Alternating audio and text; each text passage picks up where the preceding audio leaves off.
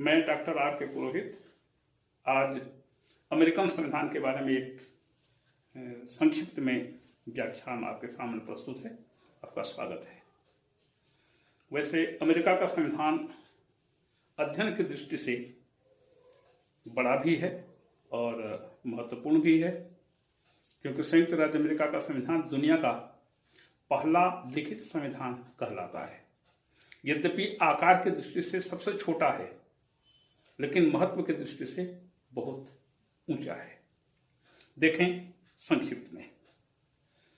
1492 में कोलंबस ने अमेरिका की खोज की। इसके बाद यूरोपियन लोगों का, व्यापारियों का अमेरिका में प्रवेश प्रारंभ हुआ। यूरोप के इंग्लैंड, फ्रांस, हॉलैंड, जर्मनी, विभिन्न देशों के, ऑस्ट्रिया, इन देशों के लोग यहां पर आकर बसते गए और उन्होंने उपनिवेश स्थापित कर लिए। इनके बीच फिर युद्ध हुआ। इन युद्धों में इंग्लैंड विजयी हुआ। इस समय अमेरिका में 13 उपनिवेश स्थापित हो गए जो इंग्लैंड के थे। क्योंकि उस समय अमेरिका और यूरोप के देशों के बीच दूरी बहुत ज्यादा थी, आवागमन का केवल एक ही साधन था, जल मार्ग। इसलिए ये उपनिवेश अपने आप को कभी भी इंग्लैंड के अधीन नहीं समझते थे। लगभग वो स्वतंत्र होकर के अपना कामकाज पूरा करते थे। इस बीच ये हुआ कि इंग्लैंड और फ्रांस के बीच 7 वर्षीय युद्ध हुआ। इन युद्धों में इंग्लैंड विजयी हुआ, फ्रांस हार गया। लेकिन युद्ध में खर्च बहुत ज्यादा होता है, तो इंग्लैंड ने इन खर्चों की आपूर्ति के लिए इन 13 उपनिवेशों पर अनेक प्रकार के टैक्सेशन लगाए, करारोपण किया। इस करारोपण का इन 13 उपनिवेशों ने विरोध किया। झड़पें होने लगी ब्रिटिश सेना और उपनिवेशों की सेना के बीच। आखिरकार इन 13 उपनिवेशों ने मिलकर के एक राज्य मंडल बनाया, एक यूनियन बनाया, संघ बनाया और इंग्लैंड के विरुद्ध पहले स्वतंत्रता की घोषणा की। वह 4 जुलाई 1776 की घटना है। इस स्वतंत्रता की घोषणा में इन उपनिवेशों ने कहा कि हम इस सत्य को स्वयं सिद्ध मानते हैं कि ईश्वर ने मनुष्य को कुछ ऐसे अधिकार दिए हैं जो किसी से छीने नहीं जा सकते, और इनमें सर्वाधिक प्रमुख है समानता का अधिकार और सुखपूर्वक जीवन यापन करने का अधिकार। इसके बाद ब्रिटिश उपनिवेश, ब्रिटिश सैनिक और इन उपनिवेशों के सैनिकों के बीच लड़ाई, युद्ध शुरू हो गई। सन 1781 में ब्रिटिश सैनिकों ने अपनी पराजय स्वीकार किया। लॉर्ड कॉर्नवालिस ने आत्मसमर्पण किया। इस प्रकार से 13 उपनिवेश अब 13 राज्य बन गए। थोड़े दिन वैसे चलता रहा। जो यूनियन इन्होंने बनाया था वही भंग लगभग हो गया। उसका कोई उपयोग भी नहीं था, क्योंकि उसका उपयोग यही था कि वह इंग्लैंड के विरुद्ध युद्ध करके स्वतंत्रता हासिल करे। तो थोड़े कुछ वर्षों बीत जाने के बाद इन 13 उपनिवेशों में रहने वाले नेताओं ने यह मन में सोचा कि यदि हम लोग अलग अलग रहेंगे तो फिर हो सकता है इंग्लैंड कभी भी आकर के हमसे प्रतिशोध ले सकता है। तो क्यों न मिलजुल करके हम एक बड़े राष्ट्र का निर्माण करें। इस उद्देश्य से अमेरिका के 13 राज्यों के उपनिवेश थे, अब स्वतंत्र हो गए थे, ये राज्य कहलाने लगे। तो इन 13 राज्यों के 55 प्रतिनिधियों का एक सम्मेलन शुरू हुआ, जिसे फिलाडेल्फिया सम्मेलन कहते हैं। यह सम्मेलन मई 1787 में शुरू हुआ और सितंबर तक यह सम्मेलन चला। इसके अध्यक्ष थे जॉर्ज वाशिंगटन। इस सम्मेलन ने अमेरिका के लिए एक नए संविधान का निर्माण किया। यह तय हुआ कि जब 13 में से 9 राज्य इस संविधान को स्वीकार कर लेंगे तब यह संविधान लागू होगा। तो इन 55 प्रतिनिधियों ने सब विभिन्न राज्यों में घूम घूम करके संविधान के पक्ष में प्रचार करना शुरू किया। तो कुछ राज्यों ने यह कह करके इसका विरोध किया कि आपने बहुत बढ़िया संविधान बनाया, ठीक है, लेकिन आपने नागरिकों को कोई अधिकार ही नहीं दिए हैं, और ऐसा संविधान, ऐसी शासन व्यवस्था जहां पर नागरिकों को कोई अधिकार ही नहीं मिलेंगे, हम उस संविधान में, उस शासन में, उस राज्य में सम्मिलित नहीं होंगे। तो फिर संविधान निर्माताओं ने उन राज्यों को आश्वासन दिया कि जैसे ही संविधान लागू हो जाएगा हम संविधान में संशोधन करके नागरिकों को मौलिक अधिकार देंगे। तो ये जब सभी राज्यों को सूचना दी गई तो राज्यों ने इसका समर्थन कर दिया। 9 राज्यों का समर्थन मिल गया। 9 राज्यों का समर्थन मिलने के बाद संविधान को लागू करने के लिए कांग्रेस के दोनों सदन, मतलब कि व्यवस्थापिका के दोनों सदनों के लिए चुनाव हुए, राष्ट्रपति के लिए चुनाव हुआ, उपराष्ट्रपति के लिए चुनाव हुआ, सर्वोच्च न्यायालय की स्थापना हो गई। इस प्रकार से 1789 में अमेरिका का नया संविधान लागू हुआ। इसका नाम क्या है? इसका नाम है यूनाइटेड स्टेट्स। हम बोलचाल की भाषा में अमेरिका कहते हैं, लेकिन इसका वास्तविक नाम है यूनाइटेड स्टेट्स।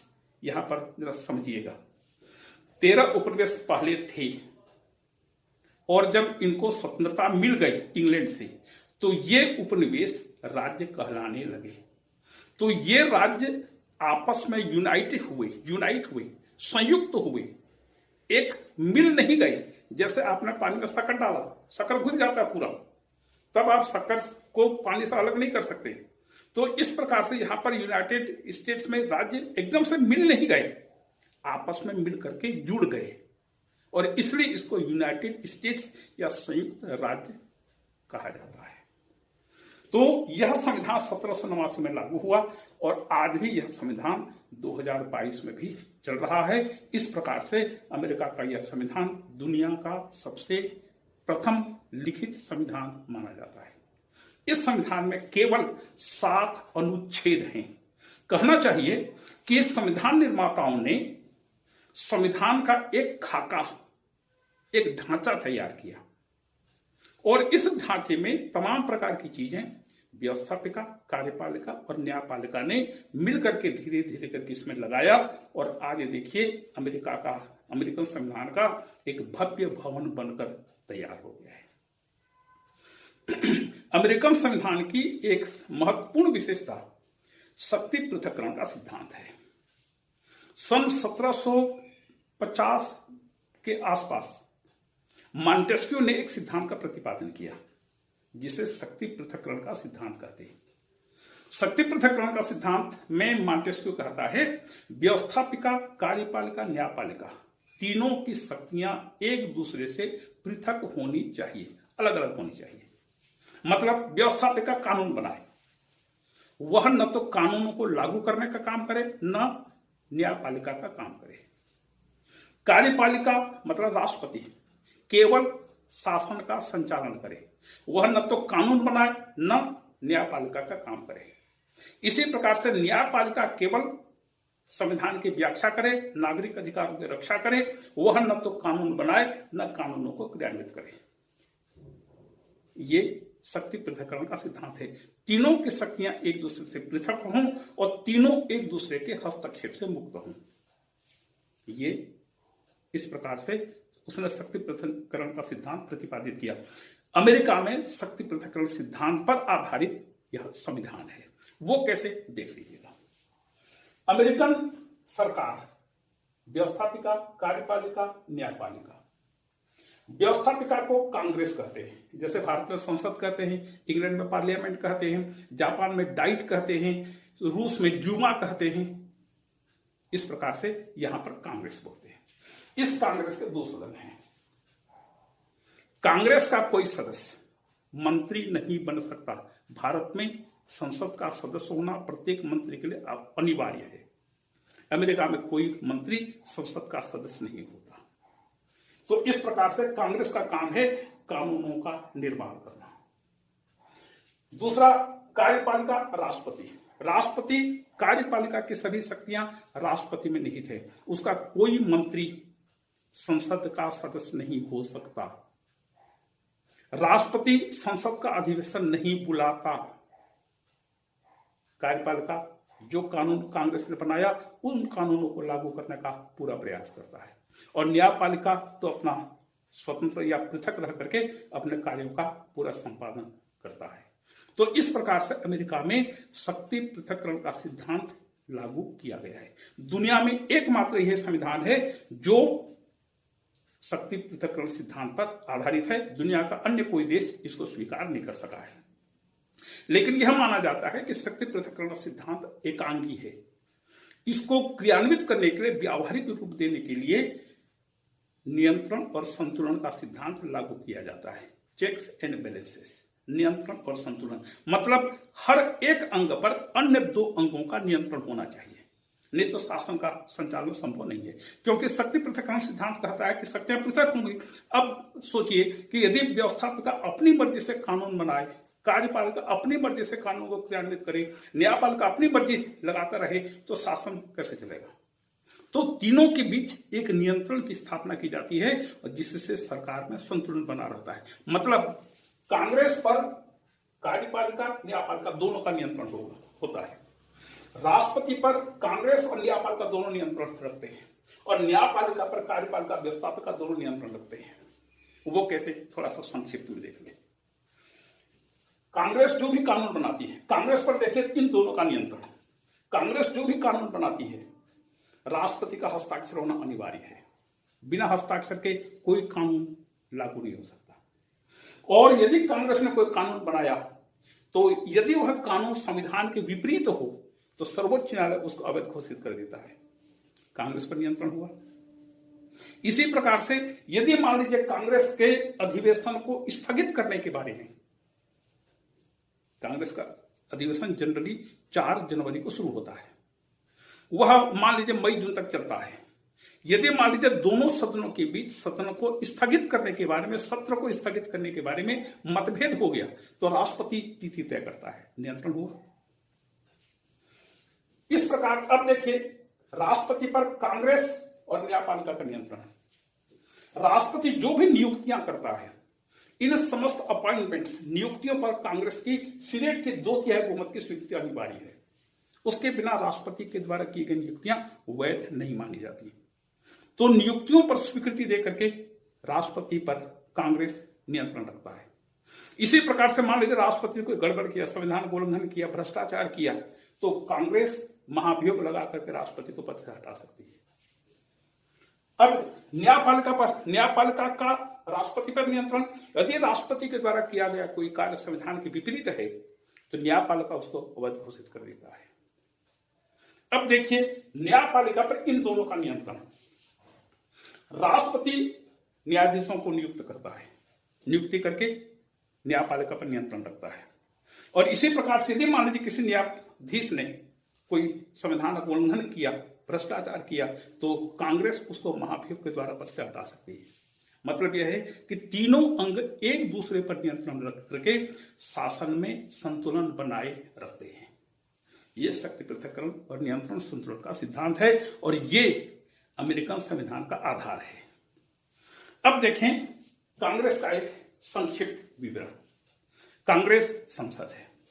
इस कांग्रेस के 2 सदन हैं।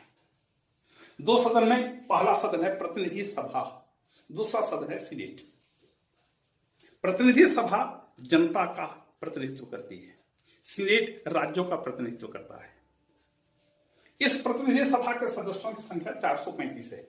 हर राज्य का कोटा है और हर राज्य उतने निर्वाचन क्षेत्रों का निर्माण करके एक एक सदस्य का निर्वाचन करके प्रतिनिधि सभा में भेजता है।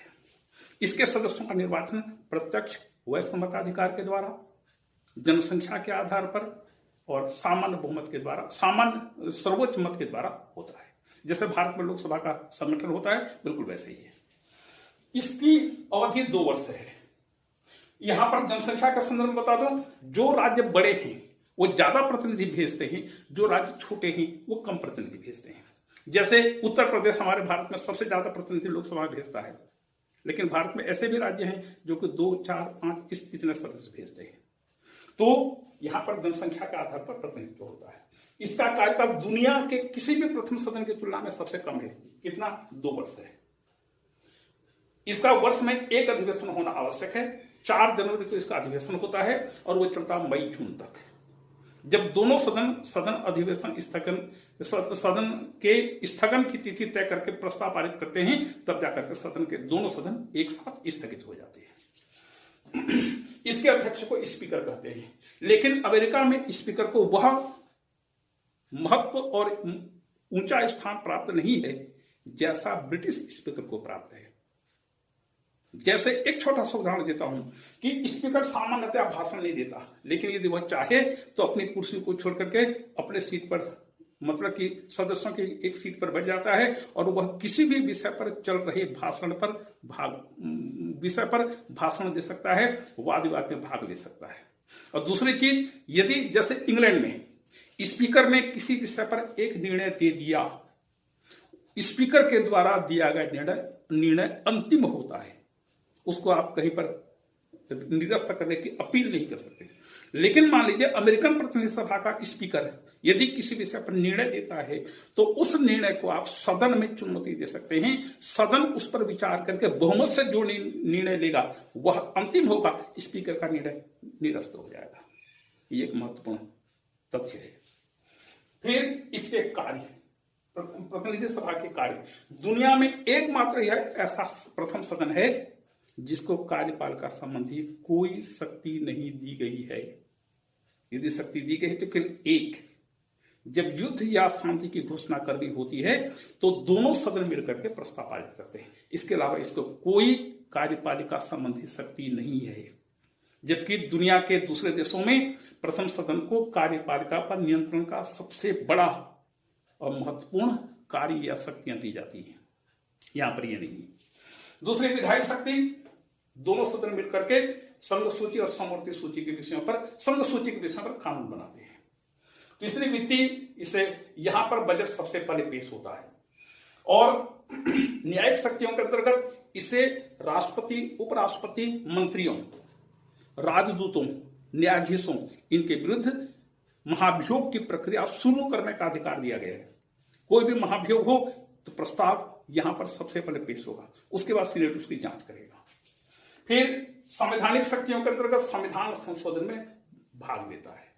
फिर निर्वाचन संबंधी शक्तियां, राष्ट्रपति के निर्वाचन में यदि किसी एक उम्मीदवार को 538 में 217 वोट नहीं मिले तो एक राज्य एक वोट के आधार पर प्रतिनिधि सभा बहुमत से, स्पष्ट बहुमत से राष्ट्रपति के लिए निर्वाचन करती है। फिर जांच, मान लीजिए प्रशासन में भ्रष्टाचार है या कोई शिकायत है, गंभीर शिकायत, तो प्रतिनिधि सभा सीनेट के साथ मिलकर के जांच आयोग बनाती है और उस जांच आयोग में जांच प्रशासन के कार्यों की जांच करती है। और नए प्रवेश, यदि मान लीजिए कोई नया राज्य अमेरिकन संघ में सम्मिलित होना चाहता है तो यहां से भी प्रस्ताव पारित होना आवश्यक है। जैसे अमेरिका में जब संविधान लागू हुआ तो उस समय यहां पर राज्यों की संख्या 13 थी, आज 50 हो गई है। तो नए राज्यों के प्रवेश का प्रस्ताव यहां से भी पारित होना आवश्यक है। ये प्रतिनिधि सभा की शक्ति है। वैसे ऊपरी तौर पर देखने से पता चलता है कि प्रतिनिधि सभा शक्तिशाली है, लेकिन जब सीनेट की शक्तियों की चर्चा करेंगे प्रतिनिधि सभा की शक्तिहीनता का अनुमान हम लगा सकते हैं। देखिए, सीनेट, द्वितीय सदन, दुनिया का सर्वाधिक महत्वपूर्ण और शक्तिशाली शक्तियों से युक्त द्वितीय सदन, सदस्यों की संख्या 100, समानता के आधार पर प्रतिनिधित्व, कोई राज्य बड़ा हो चाहे छोटा हो, कोई मतलब नहीं, सब राज्य 2-2 प्रतिनिधि निर्वाचित करके भेजते हैं। वस्तुतः जब फिलाडेल्फिया सम्मेलन हो रहा था संविधान निर्माण के लिए, तो एक विचार ये आया कि सदन एक सदनात्मक हो या द्विसदनात्मक हो। कुछ ने कहा एक सदनात्मक होना चाहिए, कुछ ने कहा द्विसदनात्मक होना चाहिए। लेकिन चूंकि संघात्मक शासन की स्थापना हो रही थी, इसलिए राज्यों का प्रतिनिधित्व भी दिया जाना आवश्यक था। इसलिए अंतिम रूप में तय हुआ कि कांग्रेस के 2 सदन होंगे। यहां पर थोड़ा सा मैं आपको एक घटना बताता हूं कि जब संविधान बन रहा था तो उसमें थॉमस जेफरसन संविधान सभा के सदस्य थे। मतलब उन 55 सदस्यों में थॉमस जेफरसन भी था। कुछ अर्जेंसी आ गई, इसलिए उसको फ्रांस जाना पड़ा। जब फ्रांस से वह वापस आया तो तब तक अमेरिका का संविधान बन चुका था और उसके समर्थन की तैयारी हो रही थी। तो उसको सूचना मिली कि कांग्रेस के 2 सदन बनाए गए हैं। तो वह पहुंचा सवेरे सवेरे जॉर्ज वाशिंगटन के पास, क्योंकि जॉर्ज वाशिंगटन उस समय संविधान सभा के अध्यक्ष भी थे, वहां के मुख्य सेनापति भी थे युद्ध के समय। तो सवेरे सवेरे उनके पास पहुंचा, दोनों के बीच हाय हेलो हुआ। उसके बाद दोनों काफी पीने लगे। तो जेफरसन ने काफी, उस समय कप प्लेट मिला करके पीते थे लोग, आपको पता होगा। तो काफी प्लेट में उड़ेलते हुए जेफरसन ने कहा कि मिस्टर जॉर्ज वाशिंगटन, आपने कांग्रेस के 2 सदन क्यों बनाए? तो जॉर्ज वाशिंगटन ने कहा, आपने कप की कॉफी को प्लेट में क्यों उड़ेला? तो जेफरसन ने कहा, ठंडा करने के लिए। तो जॉर्ज वाशिंगटन ने कहा, हमने भी ठंडा करने के लिए 2 सदन बनाए हैं। 2 सदन का ठंडा करने का मतलब यह है कि यदि एक सदन हो तो वह उत्तेजना में, आवेग में, जल्दीबाजी में कोई काम कर सकता है।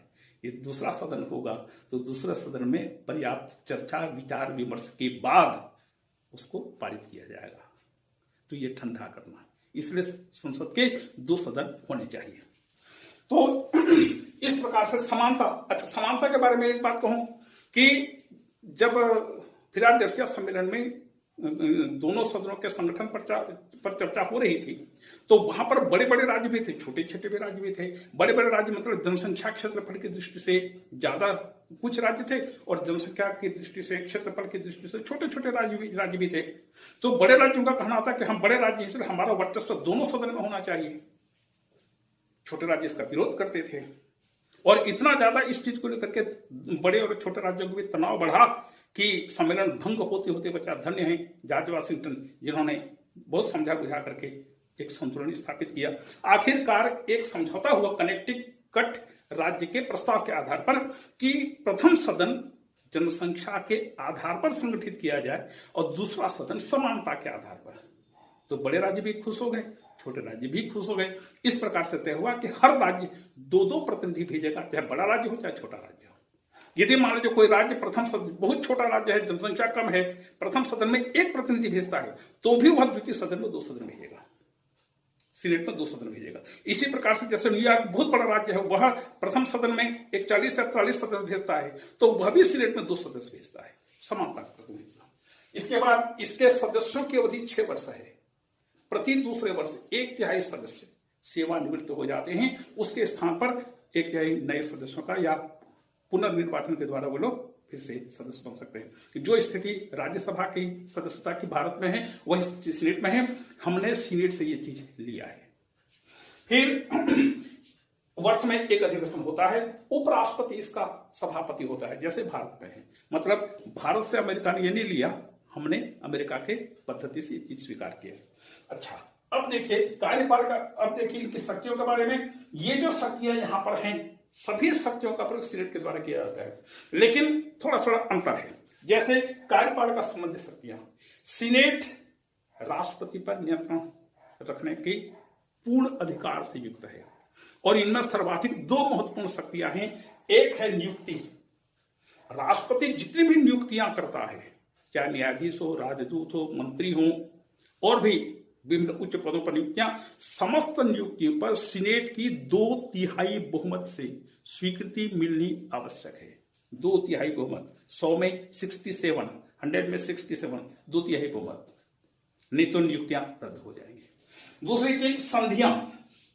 राष्ट्रपति विदेशों से जो भी संधियां करता है, समझौते करता है, इन सभी संधि समझौतों की स्वीकृति सीनेट से 2/3 बहुमत से होनी आवश्यक है, नहीं तो संधि निरस्त हो जाएगा। तो ये 2 महत्वपूर्ण शक्तियां हैं। फिर विधायी, दोनों सदनों की शक्तियां समान हैं। यदि मतभेद हो गए तो समिति बना करके दोनों सदनों उस मतभेद को दूर किया जाता है। वित्तीय शक्तियां, सबसे पहले बजट प्रतिनिधि सभा में पेश होगा, लेकिन सीनेट उसको फाइनली स्वीकार करता है, और उसके शीर्षक को छोड़ करके पूरे अमाउंट को, राशि को बदल सकता है। सीनेट आमूलचूल परिवर्तन कर सकता है, शीर्षक बदल नहीं सकता। फिर न्यायिक महाभियोग का प्रस्ताव प्रथम सदन में पेश होगा, दूसरा सदन उसकी जांच करेगा। जब दूसरा सदन उसकी जांच करता है, मतलब सीनेट जब जांच करता है, तो सर्वोच्च न्यायालय का मुख्य न्यायाधीश इस सीनेट की अध्यक्षता करता है। फिर संवैधानिक शक्तियों के अंतर्गत दोनों सदनों की शक्तियां समान है। निर्वाचन संबंधी शक्तियां, यदि उपराष्ट्रपति के निर्वाचन में किसी उम्मीदवार को स्पष्ट बहुमत न मिले, मतलब 270 वोट न मिले, तो सीनेट इसको तय करता है। फिर जांच, सीनेट की जांच समिति से पूरा व्हाइट हाउस, राष्ट्रपति और पूरा प्रशासन हिल जाता है, इतना स्ट्रांगली इन्वेस्टिगेशन और इंक्वायरी होती है। फिर नए राज्यों को प्रवेश में दोनों सदनों की शक्तियां समान है, मतलब सीनेट दुनिया का सर्वाधिक शक्तिशाली द्वितीय सदन है। अब चले राष्ट्रपति की ओर। राष्ट्रपति का निर्वाचन 538 सदस्यों वाले निर्वाचक मंडल के द्वारा 4 साल के लिए होता है। 4 साल के लिए होता है, 4 साल तक एक कार्यकाल है। वह 2 कार्यकाल तक ही शासन वह राष्ट्रपति बन सकता है, 2 से अधिक बार चुनाव नहीं लड़ सकता। जॉर्ज वाशिंगटन पहले राष्ट्रपति थे जो 2 कार्यकाल उन्होंने पूरा किया। उसके बाद उन्होंने जब तीसरी बार के लिए लोगों ने कहा कि आप तीसरी बार भी राष्ट्रपति बनिए, तो जॉर्ज वाशिंगटन ने कहा नहीं, राष्ट्रपति के पद पर एक सामान्य व्यक्ति भी पहुंचे, ज्यादा से ज्यादा लोग पहुंचे, इसलिए कोई भी एक व्यक्ति 2 से अधिक बार राष्ट्रपति नहीं बनेगा। उन्होंने परंपरा डाली। उसके बाद जॉर्ज वाशिंगटन के बाद जितने भी राष्ट्रपति आए, ये सब 2-2 कार्यकाल तक रहे या एक कार्यकाल तक रहे, कोई भी तीसरी बार राष्ट्रपति नहीं बन पाया। रूजवेल्ट आए। रूजवेल्ट 1933 में उन्होंने पहला कार्यकाल शुरू किया, 1933, 36 तक उनका कार्यकाल रहा। फिर दूसरा कार्यकाल में फिर जीते, 1937 से 1940 तक उनका कार्यकाल चला। 1940 में सेकंड वर्ल्ड वॉर शुरू हो चुका था, 1939 में। इसलिए लोगों ने कहा डोंट डिस्टर्ब द प्रेसिडेंट, राष्ट्रपति को डिस्टर्ब मत करिए। तो उन्होंने तीसरा कार्यकाल शुरू किया 1941 से लेकर के 44 तक। उसमें सेकंड वर्ल्ड वॉर चल ही रहा था। रूजवेल्ट चौथी बार चुन लिए गए राष्ट्रपति के रूप में, लेकिन 1945 के जनवरी में उन्होंने अपना चौथा कार्यकाल शुरू किया और अप्रैल में उनका बुलावा आ गया, मतलब उनकी मृत्यु हो गई। उसके बाद संविधान में संशोधन हुआ और यह तय हुआ कि कोई भी व्यक्ति 2 से अधिक बार राष्ट्रपति का चुनाव नहीं लड़ सकता। ये तय हो गया। तो वहां पर 2 कार्यकाल का प्रतिबंध है। फिर महाभियोग के द्वारा उसको पद से हटाया जा सकता है। महाभियोग का प्रस्ताव प्रथम सदन से शुरू होता है, फिर दूसरा सदन सीनेट उसकी जांच करता है, और जब सीनेट जांच करता है तो सर्वोच्च न्यायालय का मुख्य न्यायाधीश यहाँ पर अध्यक्षता करता है, और राष्ट्रपति या उसके द्वारा नियुक्त किया गया वकील राष्ट्रपति के ऊपर लगाए गए आरोपों का जवाब देता है। उसके बाद मतदान होता है। मतदान में 2/3 बहुमत मिल गया तो राष्ट्रपति को पद से हटना पड़ता है। अभी तक लगभग 14-15 बार सीनेट महाभियोग न्यायालय के रूप में बैठ चुका है। 3 राष्ट्रपतियों के विरुद्ध अभी तक महाभियोग शुरू किया गया है, लेकिन अभी तक पारित नहीं हो पाया है। सबसे पहले एंड्रू जॉनसन के विरुद्ध 1868 में ये महाभियोग शुरू किया गया था, लेकिन सीनेट में पारित नहीं हो पाए, 1 वोट की कमी रह गई। इसके बाद आधुनिक समय में बिल क्लिंटन के विरुद्ध भी प्रस्ताव प्रथम सदन ने पास कर दिया था, सीनेट ने पास नहीं किया। इसी प्रकार से डोनाल्ड ट्रंप के विरुद्ध 2 बार महाभियोग लगाया गया, लेकिन राष्ट्रपतियों के विरुद्ध अभी तक कोई भी प्रस्ताव पारित नहीं हो सका है। ये अमेरिका की सबसे बड़ी उपलब्धि है कि आज तक अमेरिका का कोई राष्ट्रपति महाभियोग के द्वारा पदच्युत नहीं किया जा सका है। हाँ, न्यायाधीश पद से हटाए गए हैं, राजदूत पद से हटाए गए हैं, मंत्री पद से हटाए गए हैं, लेकिन राष्ट्रपति नहीं। इसके बाद उसके शक्तियों को देखें। पहला है कार्यपालिका संबंधी शक्तियां। कार्यपालिका संबंधी शक्तियों के अंतर्गत कानूनों को लागू करना, प्रशासन का संचालन करना और कानून व्यवस्था की स्थिति बनाए रखना पूरे देश में, यह राष्ट्रपति की अहम जिम्मेदारी है। फिर नियुक्तियां करना, राष्ट्रपति समस्त उच्च पदों पर नियुक्तियां करता है। न्यायाधीश, मंत्री, राजदूत, सेनापति, जितने उच्च पद पर हैं, या संघीय न्यायालय के न्यायाधीशों, इन सबकी नियुक्ति करता है। इन समस्त नियुक्तियों को करते समय वह सीनेट की स्वीकृति लेता है। इस संदर्भ में एक महत्वपूर्ण परंपरा स्थापित हो गई है कि राष्ट्रपति जिस राज्य में ऐसी नियुक्तियां करता है, उस राज्य के दोनों सीनेटरों से वह परामर्श लेता है। उन दोनों सीनेटरों के परामर्श से जब राष्ट्रपति नियुक्ति करता है, तो वो दोनों सीनेटर अपने सगे संबंधी मित्रों को नियुक्त करने का प्रयास करते हैं, राष्ट्रपति उनको नियुक्त कर देता है, और वही दोनों सीनेटर जब सीनेट में इस पर चर्चा होती है तो उसको प्रस्ताव पारित करने के लिए सदन से अनुरोध करते हैं, और वह नियुक्ति का प्रस्ताव पारित हो जाता है। और यदि मान लीजिए कभी राष्ट्रपति ने इसका उल्लंघन करने का प्रयास किया तो फिर सीनेट उसको स्वीकार नहीं करती। तो इस प्रकार से सीनेट के सदस्य राष्ट्रपति को कहते हैं, राष्ट्रपति उनका काम कर देता है, तो कल को राष्ट्रपति को सीनेट का काम पड़ता है तो वही दोनों सीनेटर उसका सहयोग करते हैं। ये सीनेटोरियल शिष्टाचार कहा जाता है। इसी प्रकार से वह विभिन्न पदाधिकारियों को पदच्युत कर सकता है। पदच्युत करने के लिए वो वैसे जिन पदाधिकारियों को पद से हटाने की विशिष्ट पद्धति है, उन पदाधिकारियों को राष्ट्रपति पदच्युत नहीं कर सकता। लेकिन जिनके लिए कोई ऐसा प्रावधान नहीं है, राष्ट्रपति उनमें से किसी भी व्यक्ति को पद से भी हटा सकता है। फिर वैदेशिक संबंध के लिए राष्ट्रपति सर्वेसर्वा है। वह विदेशों से संबंधों की स्थापना करता है, राजदूतों की नियुक्ति करता है, राजदूतों के दूसरे देशों के राजदूतों का स्वागत करता है, विदेशों से संधि समझौते करता है, उन संधि समझौतों पर सीनेट से स्वीकृति लेता है। इस प्रकार से वैदेशिक संबंधों के क्षेत्र में या विदेश नीति के क्षेत्र में राष्ट्रपति सर्वेसर्वा होता है। और फिर है रक्षा संबंधी शक्तियां, वह तीनों सेनाओं का सर्वोच्च सेनापति होता है। ये राष्ट्रपति की शक्तियां। फिर दूसरी विधायी शक्तियां चूंकि शक्ति पृथक्करण का सिद्धांत है, इसलिए राष्ट्रपति सकारात्मक रूप से कांग्रेस को प्रभावित नहीं कर सकता, क्योंकि कोई मंत्री संसद का सदस्य नहीं होता, कांग्रेस की बैठकों में भाग नहीं ले सकता।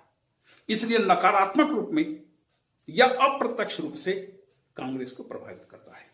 जैसे वह सत्र स्थगित कर सकता है। यदि दोनों सदनों के बीच सत्र के स्थगन को लेकर के मतभेद होता है तो राष्ट्रपति तिथि निर्धारित करता है। और फिर विशेष अधिवेशन बुला सकता है। सामान्य अधिवेशन कांग्रेस अपना खुद बुलाती है, लेकिन विशेष अधिवेशन राष्ट्रपति बुलाता है। फिर संदेश भेज सकता है, जैसे भारत में राष्ट्रपति भी सदन को संदेश भेजता है, इसी प्रकार से अमेरिका में राष्ट्रपति कांग्रेस को संदेश भेज सकता है। तो वह संदेश भेज सकता है, वह अध्यादेश जारी कर सकता है, वह वीटो एक महत्वपूर्ण हथियार है राष्ट्रपति के हाथ में। इसको थोड़ा सा समझ लीजिए। कांग्रेस के दोनों सदन जब किसी विधेयक को पारित करके राष्ट्रपति के पास भेजते हैं तो राष्ट्रपति उस पर हस्ताक्षर करता है। सामान्य रूप में राष्ट्रपति हस्ताक्षर कर सकता है, लेकिन मान लीजिए राष्ट्रपति को यह विधेयक पसंद नहीं आया, क्योंकि देखिए भारत में प्रत्येक मंत्री संसद की बैठकों में उपस्थित होता है, वह सदन का नेतृत्व करता है। लेकिन अमेरिका में कोई मंत्री न तो संसद का सदस्य होता है, न संसद की बैठक में जाकर भाग लेता है। तो कांग्रेस कभी कभी अपनी मर्जी से भी विधेयक में संशोधन परिवर्तन कर देती है, तो राष्ट्रपति को पसंद नहीं आता। तो राष्ट्रपति क्या करता है, जब राष्ट्रपति के पास सिग्नेचर के लिए कोई विधेयक पेश किया जाता है तो संविधान कहता है कि राष्ट्रपति 10 दिन के अंदर उस पर सिग्नेचर करेगा या उस पर आपत्तियां लगाते हुए कांग्रेस को वापस करेगा। यह सिग्नेचर न करना और उस पर आपत्तियां लगा करके कांग्रेस में वापस भेजना, इसको वीटो कहते हैं। और चूंकि राष्ट्रपति वीटो यदि करता है तो नियम यह है कि जब कांग्रेस के दोनों सदन उस पर विचार करेंगे तो उसे 2/3 बहुमत से पास करेंगी। देखिए, जब विधेयक पास हुआ था तो साधारण बहुमत से, लेकिन चूंकि राष्ट्रपति ने वीटो लगाया है, इसलिए यदि राष्ट्रपति के वीटो को निरस्त करना है तो आपको 2/3 बहुमत से प्रस्ताव पारित करना पड़ेगा, विधेयक पास करना पड़ेगा, नहीं तो वीटो स्टैंड कर जाएगा और विधेयक निरस्त हो जाएगा। इसी प्रकार से यदि मान लीजिए राष्ट्रपति के पास कोई विधेयक सिग्नेचर के लिए पेश हुआ, राष्ट्रपति ने सिग्नेचर नहीं किया, 10 दिन का टाइम है उसके पास, राष्ट्रपति ने सिग्नेचर नहीं किया और इस 10 दिन के अंदर यदि कांग्रेस का अधिवेशन स्थगित हो जाता है, सिग्नेचर नहीं किया, इधर अधिवेशन स्थगित हो गया, तब उसे पॉकेट वीटो कहते हैं। और जब राष्ट्रपति का पॉकेट वीटो किसी विधेयक पर लागू होता है तो विधेयक पूरी तरह से निरस्त हो जाता है, खत्म हो जाता है। ये वीटो, पॉकेट वीटो राष्ट्रपति के हाथ का सबसे बड़ा हथियार। फिर व्यक्तिगत भेंट, वह संसद के सदस्यों से, कांग्रेस के सदस्यों से समय समय पर व्यक्तिगत रूप से भेंट करता है, उनको चाय पानी पर बुलाता है, नाश्ते के लिए बुलाता है, उनके साथ हाय हल्लो करता है, कोई चर्चा करता है, टी पर बुलाता है उनको, क्योंकि राष्ट्रपति स्वयं तो कांग्रेस में नहीं जा सकता, न ही वह मंत्रियों को भेज सकता है। वह विधेयक तैयार करता है और विधेयक तैयार करके किसी सीनेटर को या प्रतिनिधि को बुलाता है, उनके साथ कुछ चर्चा करता है उसके बारे में और विधेयक दे देता है। ये सीनेटर या प्रतिनिधि जाकर के उस विधेयक को सदन में पेश करते हैं। तो राष्ट्रपति बीच बीच में संदेश भी भेजता है कि विधेयक किस प्रकार का होना चाहिए, संदेश भेजने का उसको अधिकार है। और राष्ट्रपति यदि किसी विधेयक पर संदेश भेजता है तो उस संदेश पर कांग्रेस के दोनों सदन विचार भी करते हैं। तो इस प्रकार से वह एक समन्वय को लेकर के चलता है। लेकिन कई बार ऐसा होता है कि कांग्रेस राष्ट्रपति के विरुद्ध भी वो विधेयक पास कर देती है और तभी राष्ट्रपति के पास वीटो के अलावा कोई दूसरा विकल्प देखा जाता है। वह जन समर्थन भी करता है। कई बार विभिन्न प्रकार के आयोजनों में, समारोहों में उसको बुलाते हैं ऐसे चीफ गेस्ट, और इस प्रकार से वह जनता का समर्थन प्राप्त करता है। कभी टेलीविजन पर अपनी बात कहता है, कभी रेडियो पर अपनी बात कहता है, कभी जनसभाओं को संबोधित करता है, जन समर्थन प्राप्त करने का प्रयास करता है। इसी प्रकार से वह समय समय पर प्रेस सम्मेलन बुलाता है, प्रेस कॉन्फ्रेंस बुलाता है, संवाददाताओं से चर्चा करता है, अपनी नीतियों को स्पष्ट करता है। ये इस प्रकार से राष्ट्रपति कार्यपालिका विधायिका के क्षेत्र में सर्वाधिक महत्वपूर्ण भूमिका का निर्वाह करता है। इसके बाद वित्तीय शक्तियां, राष्ट्रपति प्रतिवर्ष अपना एनुअल बजटरी रिपोर्ट कांग्रेस को पेश करता है, कांग्रेस को भेजता है कि पिछले वर्ष हमने ऐसा ऐसा किया और इस वर्ष इस प्रकार की योजना है। और उसका जो वित्त सचिव है वह वित्त सचिव उस आधार पर बजट बनाता है, बजट बना करके उसको भेजता है कांग्रेस में। कांग्रेस के प्रथम सदन में पहले चर्चा होती है, उसके बाद द्वितीय सदन में सीनेट में आता है, सीनेट पर उस पर चर्चा होती है, फिर बजट पास होता है।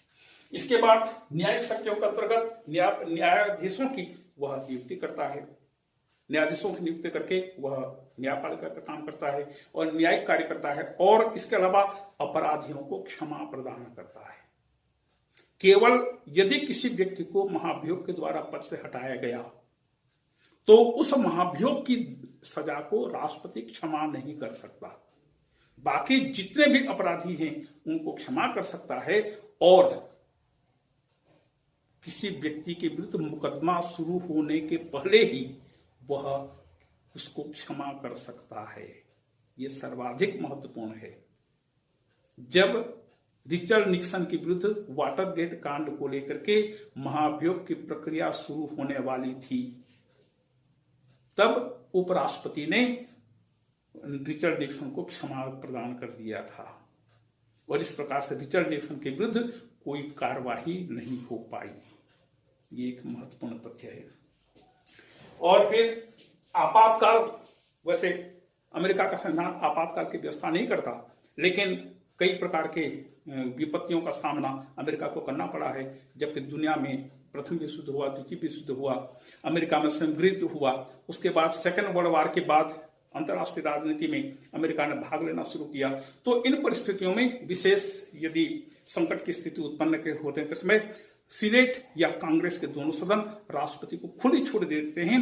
राष्ट्रपति संवैधानिक सीमाओं के अंतर्गत रहते हुए अपनी पूरी शक्तियों का इस्तेमाल करता है और राज्य की, देश की, राष्ट्र की अखंडता और एकता के लिए काम करता है और उसके कार्यों का समर्थन कांग्रेस के द्वारा भी किया जाता है। और फिर राष्ट्र का नेता, सोचिए कि जो काम भारत में राष्ट्रपति और प्रधानमंत्री और मंत्रिमंडल मिलकर करते हैं वो काम अमेरिका में अकेले राष्ट्रपति करता है। तो राष्ट्रपति एक सम्राट के प्रति उठने वाली भावना या एक राष्ट्रपति के प्रति उठने वाली भावना और एक प्रधानमंत्री के रूप में काम करने वाले मजदूर के समान दोनों प्रकारों का, दोनों चीजों का राष्ट्रपति सम्मिश्रण होता है। और अमेरिका का राष्ट्रपति पूरे देश का एक छत्र, एकमात्र नेता होता है। संसदीय शासन वाले देशों में कभी प्रधानमंत्री, कभी वित्त मंत्री, कभी रक्षा मंत्री, कभी गृह मंत्री ये अपनी महत्वपूर्ण भूमिका का निर्वाह करते हैं, लेकिन अमेरिका में अकेले राष्ट्रपति ये सभी प्रकार की भूमिकाओं का निर्वाह करता है। हर विषय पर स्वतंत्र रूप से निर्णय लेता है। उसको मंत्रियों से पूछने की आवश्यकता नहीं। मंत्रियों के बारे में थोड़ी सी चर्चा तो करेंगे, लेकिन वह एकमात्र शक्तियों से युक्त होता है और सभी विषयों पर उसका निर्णय अंतिम होता है। ये अमेरिका के राष्ट्रपति की शक्ति और स्थिति हुई।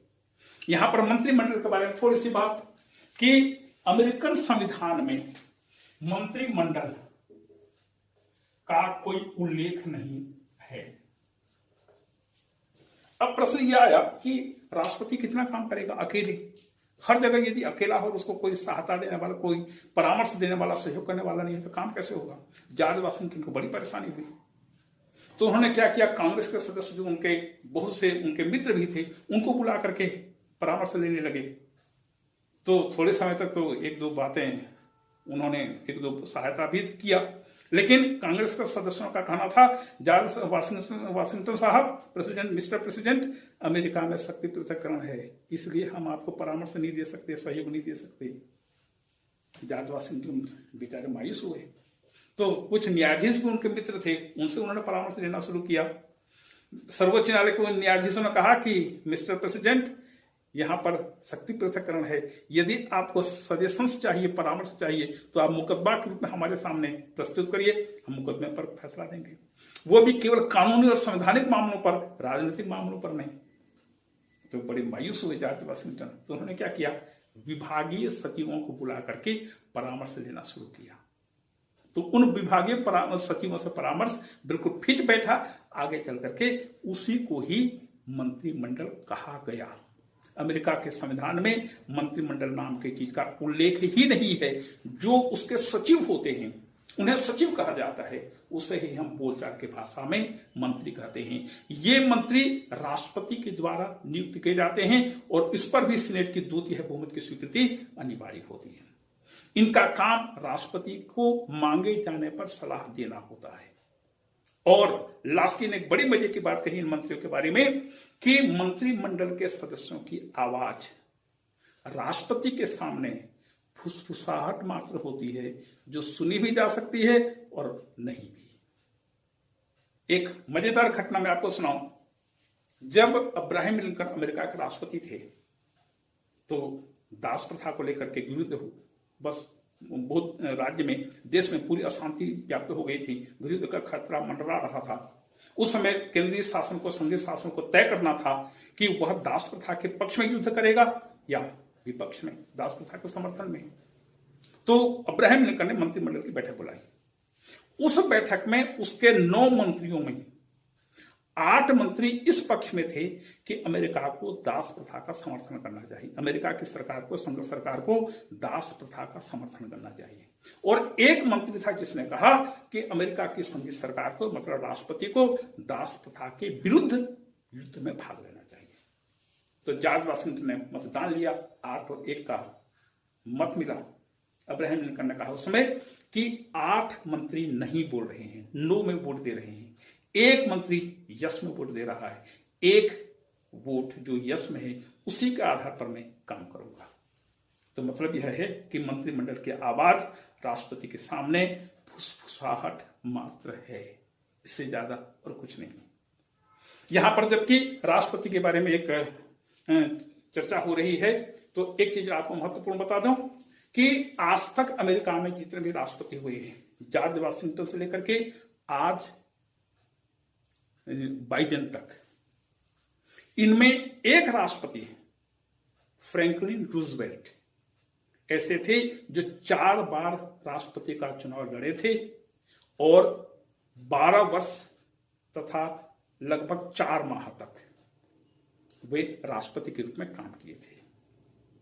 एक और राष्ट्रपति, आपको संयोग की बात बताऊं, एक ऐसे भी राष्ट्रपति हुए जो बिना चुनाव लड़े अमेरिका के राष्ट्रपति बन गए। देखिए, अमेरिका में मध्यावधि चुनाव या उपचुनाव नहीं होते। अमेरिका में कोई चुनाव आयोग नहीं है, पहली बात। दूसरी बात, वहां पर उपचुनाव न तो होते हैं, न मध्यावधि चुनाव होते हैं। उपचुनाव कैसे कहते हैं? मान लीजिए कोई सदस्य जो संसद का सदस्य है, उसकी मृत्यु हो गई, कार्यकाल पूरा होने के पहले उसकी मृत्यु हो गई, तो उस रिक्त सीट को जो भरने के लिए चुनाव होता है उसको उपचुनाव कहते हैं। और मध्यावधि चुनाव किसे कहते हैं? जैसे सदन का कार्यकाल भारत में 5 साल है, 5 साल के पहले यदि सदन को विघटित कर दिया जाता है तो उसे और फिर नया चुनाव कराया जाता है, उसको मध्यावधि चुनाव कहते हैं। तो अमेरिका में जो 2 साल का कार्यकाल है, 2 साल के पहले प्रथम सदन को भंग नहीं किया जा सकता, राष्ट्रपति भंग नहीं कर सकता। और उसका तो 6 साल, मतलब सदस्यों का कार्यकाल 6 साल है, 1/3 सदस्य प्रति दूसरे वर्ष रिटायर होते जाते हैं, तो ये तो स्थायी सदन है, उसको तो भंग करने का प्रश्न ही नहीं उठता। तो अमेरिका में मध्यावधि चुनाव या उपचुनाव नहीं होते, चाहे कोई भी हो। अच्छा, यदि राष्ट्रपति का पद रिक्त हो गया तो 4 साल के पहले, तो उपराष्ट्रपति शेष कार्यकाल के लिए राष्ट्रपति बन जाता है। भारत में क्या होता है, 5 साल का कार्यकाल राष्ट्रपति का है। यदि राष्ट्रपति की मृत्यु 5 साल के पहले हो गई तो उपराष्ट्रपति कार्यकारी राष्ट्रपति के रूप में काम करता है, एक्टिंग प्रेसिडेंट के रूप में, और 6 माह के अंदर नए राष्ट्रपति का चुनाव होना आवश्यक है। लेकिन अमेरिका में मान लीजिए जैसे राष्ट्रपति का कार्यकाल 4 साल है, उसकी मृत्यु हो गई 4 साल के पहले, तो उपराष्ट्रपति शेष कार्यकाल की अवधि के लिए, शेष कार्यकाल के लिए राष्ट्रपति बन जाता है, मध्यावधि चुनाव नहीं होता। जैसे 4 साल का उसका अवधि है, 2 साल काम किया, उसकी मृत्यु हो गई, जो 2 साल बचे उसका कार्यकाल, उपराष्ट्रपति 2 साल करे, राष्ट्रपति फुल फ्लेज्ड राष्ट्रपति बन जाता है। तो अमेरिका में यह हुआ कि रिचर्ड निक्सन राष्ट्रपति थे, 1974 की बात है ये, और ऐसा संयोग हुआ कि उपराष्ट्रपति जो स्पिरो एंग्यू थे वो इनकम टैक्स के छापे में पकड़ाए गए। शर्म की बात है, उपराष्ट्रपति हैं, इनकम टैक्स नहीं देते हैं, तो पकड़ाए गए तो उनको त्यागपत्र देना पड़ा। तो रिचर्ड निक्सन ने जेराल्ड फोर्ड को उपराष्ट्रपति नियुक्त किया। कांग्रेस के दोनों सदनों ने 2/3 बहुमत से प्रस्ताव पारित किया, इस नियुक्ति को स्वीकृति दी और जेराल्ड फोर्ड अमेरिका के उपराष्ट्रपति बने। लेकिन बिल्ली के भाग से छींका टूटा। रिचर्ड निक्सन को वाटरगेट कांड के कारण त्यागपत्र देना पड़ा। जब त्यागपत्र देना पड़ा तो जेराल्ड फोर्ड जो उपराष्ट्रपति नामित हुए थे, अमेरिका के राष्ट्रपति बन गए। तो पूरे अमेरिका के इतिहास में एकमात्र जेराल्ड फोर्ड हैं जो बिना चुनाव लड़े अमेरिका के राष्ट्रपति 2 वर्ष तक की अवधि तक रहे। इसके बाद जब 1976 में चुनाव हुआ तो बेचारे फोर्ड हार गए। ये अमेरिका की संविधान है। अमेरिका के संविधान में 2-3 बातें महत्वपूर्ण हैं। एक सीनेटोरियल शिष्टाचार, इसकी चर्चा हो चुकी है, एक बार और बता दूं कि जब राष्ट्रपति किसी राज्य में किसी पद पर नियुक्तियां करता है तो उन राज्यों के सीनेटरों से, 2-2 सीनेटर हर राज्य के हैं, तो उन दोनों सीनेटरों को बुला करके परामर्श लेता है और उनके परामर्श के अनुसार किसी व्यक्ति को नियुक्त करता है, उनको उपकृत करता है। और कल को राष्ट्रपति को सीनेट में कोई काम आता है तो राष्ट्रपति का काम वो सीनेटर सहयोग करते हैं, समर्थन करते हैं। ये सीनेटोरियल शिष्टाचार है, परंपरा है, नियम नहीं है। तो राष्ट्रपति भी उनको सबको साथ लेकर चलने की कोशिश करता है ताकि आपात के समय में या ऐन मौके पर उनका समर्थन प्राप्त हो सके। दूसरी चीज है लॉग रोलिंग। सीनेट का लगभग 90% काम 2/3 बहुमत से होता है। 2/3 बहुमत। अमेरिका में द्विदलीय पद्धति है और द्विदलीय पद्धति में दोनों के बीच 55 और 45 का ही अंतर होता, उससे ज्यादा अंतर नहीं होता।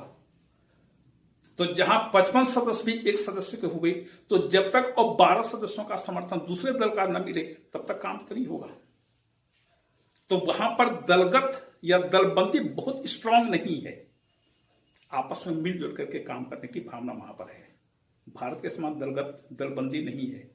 भारत में तो दलबंदी इतना ज्यादा है कि कांग्रेस ने जो किया दूसरे विरोधी दल उसका विरोध करेंगे, हर कदम पर विरोध करेंगे, हर काम में विरोध करेंगे।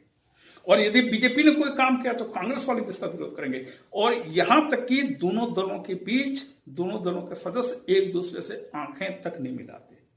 इतना ज्यादा नफरत नहीं होना चाहिए। राजनीति तो अपनी जगह पर है, व्यक्तिगत संबंध तो हमारे बीच है, हम मित्र हो सकते हैं, हाय हल्लो तो कर सकते हैं। तो ये भाव भारत में कम है। राजनीतिक विरोध व्यक्तिगत विरोध के स्तर पर उतर चुका है, अमेरिका में ऐसा कम देखने को मिलता है। तो लॉग रोलिंग मिलजुल करके काम करना।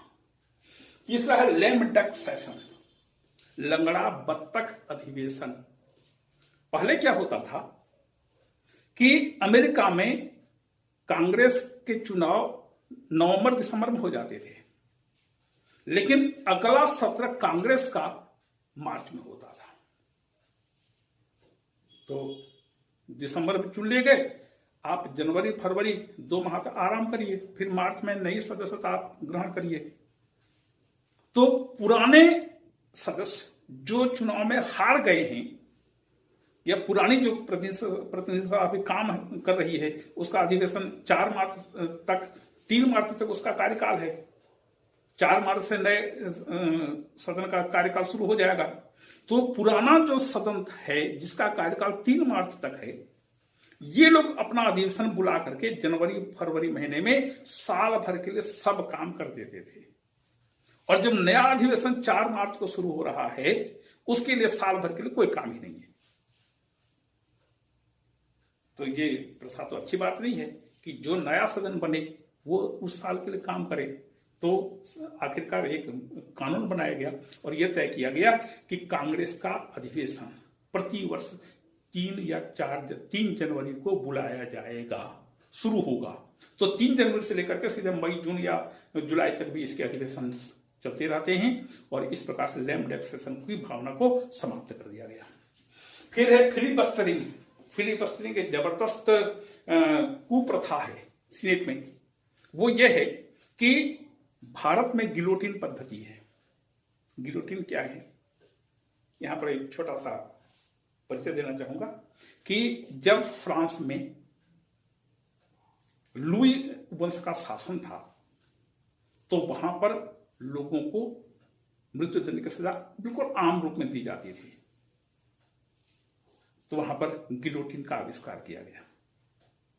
गिलोटिन क्या होता था, एक चौकोर फ्रेम होता था, उसके ऊपर में एक मजबूत धार वाला, लोहे का धार वाला एक हथियार रखा जाता था। और वहां पर किसी व्यक्ति को मृत्यु दंड देना है तो नीचे प्लेटफार्म पर वह व्यक्ति अपना सिर रखता था और जैसे इशारा हो तो वो हथियार को छोड़ दिया जाता था, नीचे गिरा दिया जाता था और देखते ही देखते विदिन सेकेंड व्यक्ति का सिर और धड़ अलग हो जाता था। क्योंकि इसके पीछे भावना यह थी कि यदि हम किसी को मृत्यु दंड दे रहे हैं तो मृत्यु दंड सबसे बड़ा दंड है, तो किसी को तड़फा कर क्यों मारे, उसको ऐसी मौत दिया जाए ताकि उसकी मृत्यु तत्काल हो जाए, उसको तड़फने का मौका न मिले। तो इसको नाम दिया गया गिलोटिन। और गिलोटिन इसलिए दिया गया क्योंकि एक गिलोटिन नाम के व्यक्ति ने इसका आविष्कार किया था, ये प्रस्तावित किया था। तो जब 1789 की क्रांति हुई तो ऐसे गिलोटिन सैकड़ों की संख्या में मैदानों में फिट कर दिया गया और वहां पर लाखों लोगों को मारा गया। यहां तक कि लुई वंश के सम्राट को, साम्राज्य को, उसके मंत्रियों को, उसके जो व्यक्ति थे उन सबको गिलोटिन के द्वारा मारा गया। और इसे विडंबना कहेंगे कि गिलोटिन को भी गिलोटिन के द्वारा मारा गया था। इस गिलोटिन का प्रयोग लोकसभा में चल रहे वाद विवाद को समाप्त करने के लिए किया जाता है। भारत में गिलोटिन कैसे होता है, जब किसी विधेयक पर चर्चा करनी होती है लोकसभा में तो स्पीकर विभिन्न दलों के नेताओं को बुला करके एक मीटिंग लेता है और यह तय करता है कि भाई इस पर कितनी देर तक चर्चा हो। तो सदस्यों की सहमति बनी कि अमुक विधेयक पर 10 घंटे चर्चा होगी। ओके, चर्चा शुरू हुई, एक एक करके बोलते गए। जैसे ही 10 घंटा पूरा हुआ, स्पीकर ने देखा 10 घंटे पूरे हो चुके हैं, सीधे विधेयक पर चर्चा हुई हो चाहे ना हुई हो, 10 घंटा जैसे टाइम हुआ, विधेयक पर वाद विवाद को समाप्त करने की घोषणा करता है और सीधे उस पर मतदान की घोषणा करता है और सीधे उस पर मतदान हो जाता है। इसको कहते हैं गिलोटिन। तो भारत में वाद विवाद को समाप्त करने के लिए गिलोटिन की प्रथा है, गिलोटिन का नियम है। अमेरिका में सीनेट में फिलिबस्टरिंग होती है। कैसे फिलिबस्टरिंग? कि कोई भी सदस्य, यहां पर सदस्यों के बोलने पर कोई प्रतिबंध नहीं है, 1 नंबर 2, कोई भी सदस्य एक दिन में 1 से अधिक बार भी बोल सकता है, एक ही विषय पर 1 से अधिक बार भी बोल सकता है। सदस्यों को बोलने पर कोई प्रतिबंध नहीं है। यह भी संभव है कि कोई सदस्य किसी उपन्यास को पढ़ करके सुनाना शुरू करे और आपको सुनना पड़ेगा यदि आप सदन में बैठे हैं तो इसको फिलिबस्टरिंग बोलते हैं। मान लीजिए किसी विधेयक को जो कुछ सदस्य पसंद नहीं करते हैं, वो चाहते हैं कि सदन इस विधेयक को पास न करे, तो वो लोग क्या करते हैं, मिल करके एक ग्रुप बना लेते हैं, गैंग बना लेते हैं और एक एक करके एक के बाद दूसरा, दूसरा के बाद तीसरा, इस प्रकार से रिंग बना करके वो लोग एक ही विधेयक पर 5, 6, 7 लोग मिल करके 15 दिन तक विधेयक को वाद विवाद की तरह खींचते जाते हैं और आखिरकार उस विधेयक को पास नहीं करने देते। इसको फिलीबस्टरिंग कहते हैं। और इसको दूर करने का एक उपाय है कि जब सीनेट के सदस्य 2/3 बहुमत से प्रस्ताव पारित कर दें, तब किसी विधेयक पर या किसी विषय पर चल रही चर्चा को समाप्त किया जा सकता है। आप किसी सदस्य को बोलने से रोक नहीं सकते, यहां तक कि उपराष्ट्रपति जो इसका अध्यक्ष होता है वह भी उसको मना नहीं कर सकता। और फिर जेरीमैंडरिंग, अमेरिका में चुनाव आयोग नहीं है, तो वहां पर राज्य सरकारें चुनाव का पूरा आयोजन करती हैं।